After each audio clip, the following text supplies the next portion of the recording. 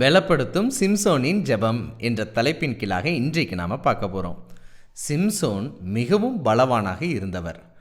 ஆனாலும் ஆண்டவருக்கு பிரியமில்லாத சில செயல்களை அவர் செய்தது நிமித்தமாக அவர் தலையில் உள்ள மயிரெல்லாம் கத்தரிக்கப்பட்டது. அவர் தன்னுடைய பலனை இழந்தார். அவருடைய கண்கள் பிடுங்கப்பட்டது.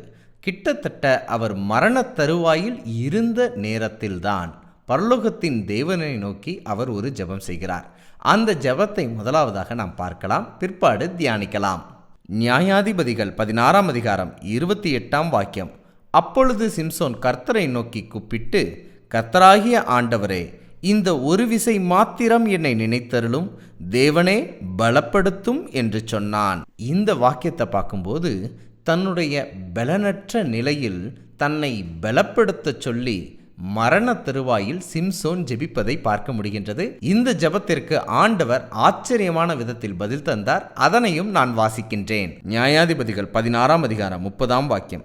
என் ஜீவன் பெலிஸ்தரோடே கூட மடிய கடவது என்று சொல்லி பலமாய் சாய்க்க அந்த வீடு அதில் இருந்த பிரபுக்கள் மேலும் எல்லா ஜனங்கள் மேலும் விழுந்தது.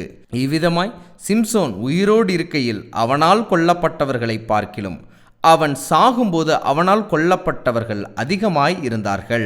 இந்த வாக்கியம் சொல்லுது, மரண தருவாயில் பலவீனமாய் இருந்த நேரத்தில் என்னை பலப்படுத்தும் ஆண்டவரே என்று சிம்சோன் ஜெபித்த அந்த ஜெபத்தை கேட்டு பரலோகத்தின் தேவன் அவன் வாழ்நாளில் செய்திராத மிகப்பெரிய சாதனையை அவன் சாகும்போது செய்தான் என்று சொல்வதை பார்க்க முடிகின்றது. இதிலிருந்து நம்ம கற்றுக்கொள்ளக்கூடிய ஆவிக்குரிய பாடம் என்னவென்றால், அநேக நேரத்தில் நாம் பலவீனர்களாகத்தான் இருக்கிறோம். நாம் பாவத்தை ஜெயிக்க முடியாத பலவீனர்களாக இருக்கிறோம். கடன் பிரச்சனையை சமாளிக்க முடியாத பலவீனர்களாக இருக்கிறோம். திறமைகள் அற்ற பலவீனர்களாக இருக்கிறோம். அறிவு குறைந்த பலவீனர்களாக இருக்கிறோம்.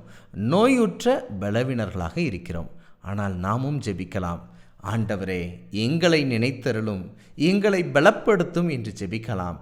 அப்படி சிம்சோனை போன்று தன்னை பலப்படுத்த சொல்லி ஜெபிக்கிற ஒருவனுடைய ஜெபத்தை கேட்டு தன் வாழ்நாளிலே சாதித்திராத மிகப்பெரிய சாதனையை, அசாத்தியங்களை பரலோகத்தின் தேவன் நம் வாழ்விலும் நிறைவேற்றுவார் என்பதை நாம் விசுவாசிக்கலாம்.